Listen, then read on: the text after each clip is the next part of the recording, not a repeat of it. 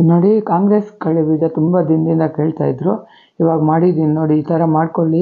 ಮನೇದ ಅಂಗಡಿದ ಅಂತ ಕೇಳ್ತಾರೆ, ಅಷ್ಟು ರುಚಿ ಇರುತ್ತೆ. ಒಂದು ದಪ್ಪದ ತಳದ ಬಾಣಲಿ ಇಟ್ಟು ನೈಸುಪ್ಪು ಒಂದು 1/4 kg ಅಷ್ಟು ಹಾಕ್ಕೊಳ್ಳಿ.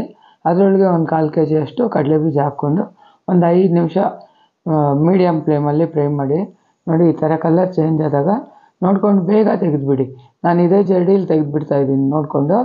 ನೀವು ಒಂದು ಜರಡಿ ಹಿಡಿತೀವಲ್ಲ ಹಿಟ್ಟು, ಅದರಲ್ಲಿ ಹಾಕ್ಕೊಂಡು ಒಂದೇ ಸರಿಗೆ ರೆಡಿ ಮಾಡಿ ಇಟ್ಕೊಂಡಿರಿ. ಜರಡಿ ಹಿಡಿದ್ಬಿಡಿ. ಆಮೇಲೆ ಒಂದು ಈ ಥರ ಹಾಕ್ಕೊಂಡು ಬಿಸಿ ಇರುತ್ತೆ, ಒಂದು ಬೌಲ್ ತಗೊಂಡು ಈಗ ಮಾಡಿ. ಸಿಪ್ಪೆ ಎಲ್ಲ ಬಂದುಬಿಡುತ್ತೆ ಕೆರೆದ್ರೆ. ಇಲ್ಲಾಂದರೆ ಬ್ಯಾಗಲ್ಲಿ ಹಾಕ್ಕೊಂಡು ಹೊಡೀರಿ, ಅದು ಹಂಗೂ ಮಾಡ್ಕೊಬೋದು, ಈಸಿ ಇರುತ್ತೆ.